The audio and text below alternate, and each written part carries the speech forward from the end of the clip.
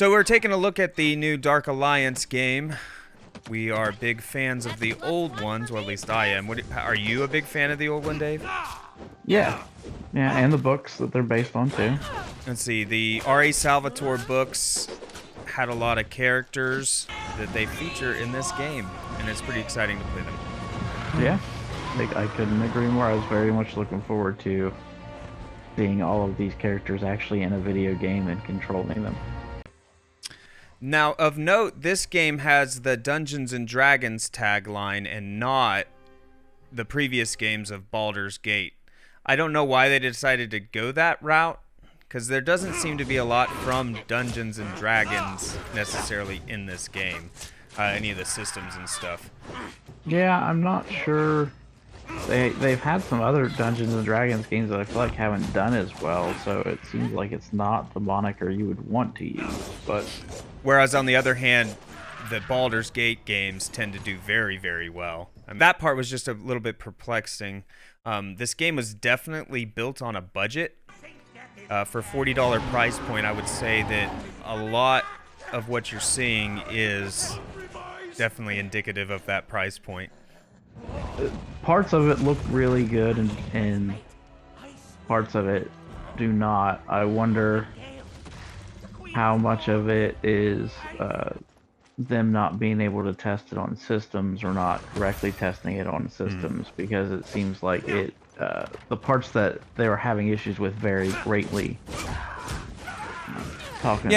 Seeing some people play it on PC and not seeing some of the issues we were seeing on the PlayStation 5. And we saw a bunch of instances of where foliage would move appropriately. It looked about, the same frames as the rest of the game, but other parts of the world seemed to drop to maybe 8 frames.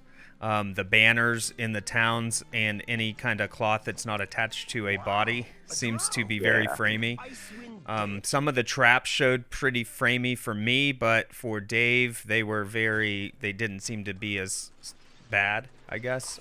Not sure what's going on with that. In like the elevators, going down an elevator literally made me sick. Like it gave me a little nausea because it was so like framey. I had to start looking away towards the last few elevator rides. I was like, I'm just going to close my eyes. I can't watch this.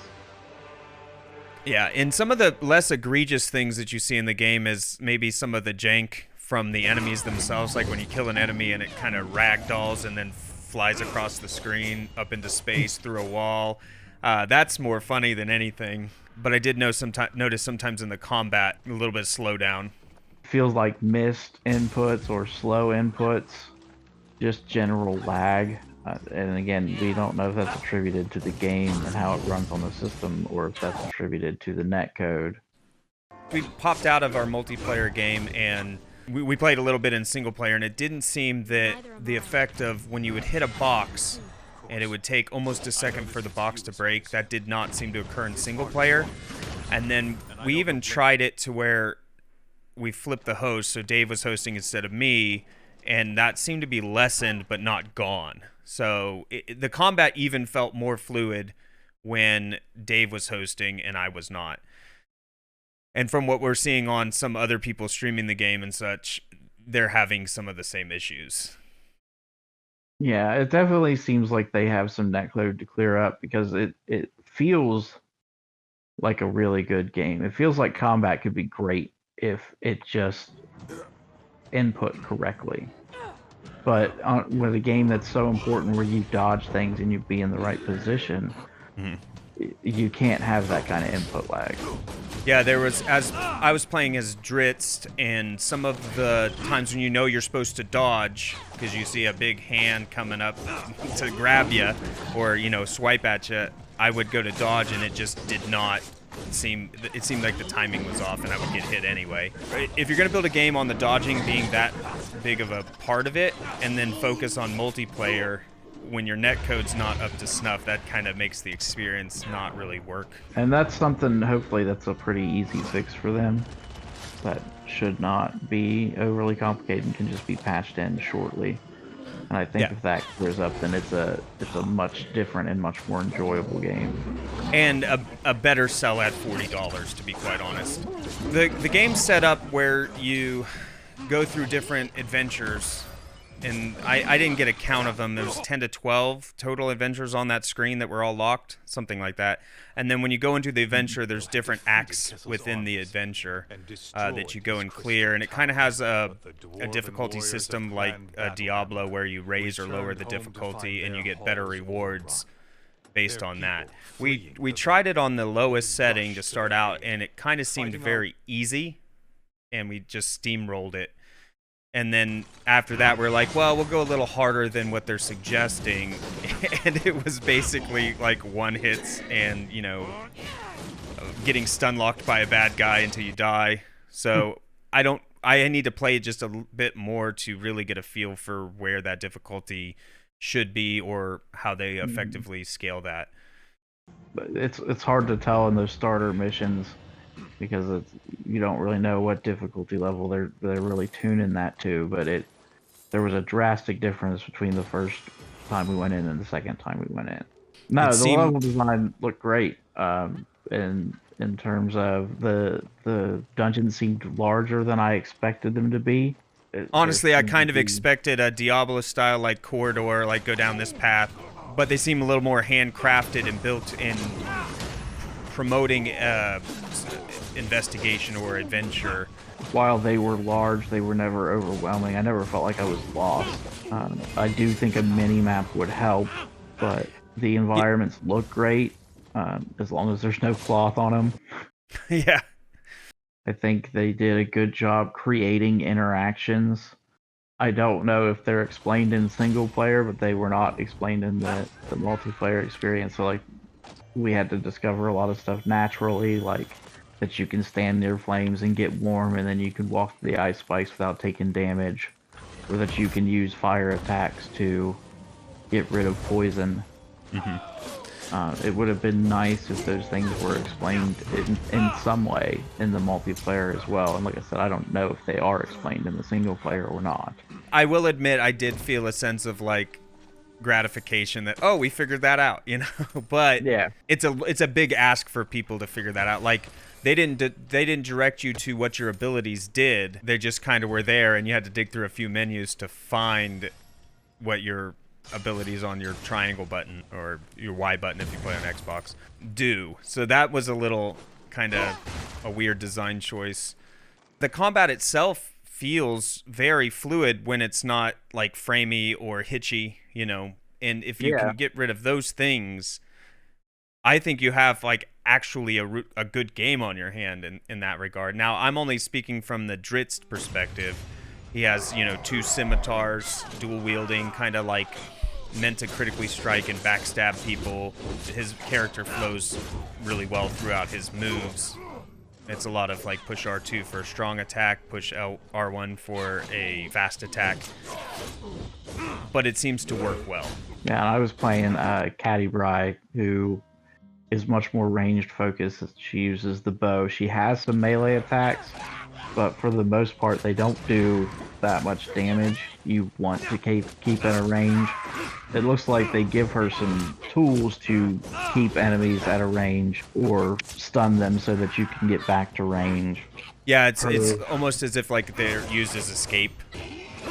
Yeah, her one ability even roots people in place, so you can use that as an escape as well. Yeah, she looked fun. I'm interested to dig into the other two characters, which would be Wolfgar, the barbarian, and Brunner, the dwarfen tank. I don't know what I don't know the playstyle yet, and very interested because they seem to control very differently, a la like a Diablo.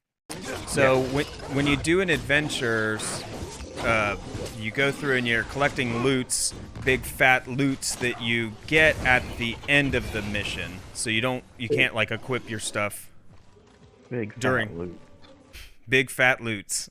It is a loot game, so you jump on that mill You raise the difficulty to get better loot. There are checkpoints throughout the level that you can choose to set as a checkpoint or deny, like not take advantage of that. But if you decline the checkpoint, then you get more loot. Your loot rarity raises. So I think that was a cool balance between the two, because one time when we raised the difficulty level super high, we actually died, and then we're like, oh, we have to start back at the beginning with all the bad guys respawn. So it seems like they have it's a very good risk reward system that they have set up, which definitely adds to like excitement in play too.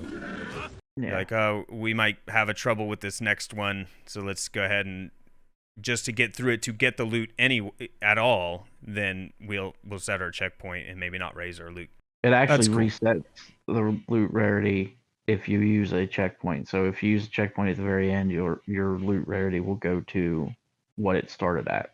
Oh, I think that's a good mechanic. And not being able to put your loot on, because you don't actually collect the loot until you leave, so you can't have that buddy that has to stop at every single chest and try to equip his gear.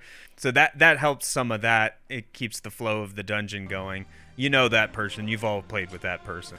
And it also sets up nicely just in the flow of the game, where you have this nice flow through combat, through the dungeon, and then at the end of the dungeon you can do your level ups, you can increase your stats, you buy your stuff, you upgrade your gear, you do everything at once, and then you're going back into the dungeon. So you have this nice kind of relaxing or slowing of the pace in between each dungeon.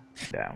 So when you get out of a mission, you gain upgrade points and experience to raise your attributes, to gain different feats and buy different abilities. You also gain gold throughout the dungeon that you can level up your things, like how many potions you can have, what different items you carry, and things like that to improve your gear set inside the dungeons. I'm curious to see how meaningful the potion upgrades become, because while the ability upgrades that you use gold for felt meaningful, I think I only had 14 of them, and I think in 2 hours of play I unlocked 5 of them. While those seem very meaningful, like I said, there was one that was super useful that left that explosive arrow on the ground and jumped her back to give her distance as well. So the upgrades seem meaningful in that regard. Once you have all of those, like, are you just putting money into potions to be 10% more effective, or is what you put into the potions actually meaningful? Yeah, and it might be one of those situations where when you start pushing that difficulty up, because like Canterbury has a heal that is on cooldown, and you might need to use the potions in between if your difficulty's up high and you're not, dodging, or you get overwhelmed a little bit. These developers don't seem like they're bad. They seem like they know what they're doing. They were just kind of working with a budget. And that's probably the takeaway of the first 2 hours of this game. Like, this is a game on a budget from very competent people. Yeah, it seems like they definitely put some very good systems in place. Some very thoughtful systems in place. Like I said, good risk versus reward, useful abilities. It just really hurt the experience in multiple ways. It's even like the small things, like when you hit the barrels and they take a couple seconds to explode, it feels it kind of just takes you out of the game. Yeah. Or like when you go to pick an item up and it takes an extra half a second, and then you hit the button an extra time and you then just realize that it was just delayed. Sometimes you would go to do a move and it just wouldn't register, or you would think, like, I got stuck in animation, like just swinging my swords at nothing because it was detecting my input from a while back. If you have Game Pass, this is a day one Game Pass drop, and I go ahead and play it, see how you like it. Otherwise, I would suggest keeping an eye, if you're interested in the game, keeping an eye on the netcode to see if it's been fixed, because I'm sure tomorrow or today or tomorrow there will be reports on how janky the netcode is. So keep an eye on that to see if it's fixed, and then inform your purchase from there. But otherwise, check it out on Game Pass. It's if you have it, it's just a download. That slowdown has to be fixed. Yeah. If that So slowdown is fixed, it's a excellent game. Hands down, you should get it and play it.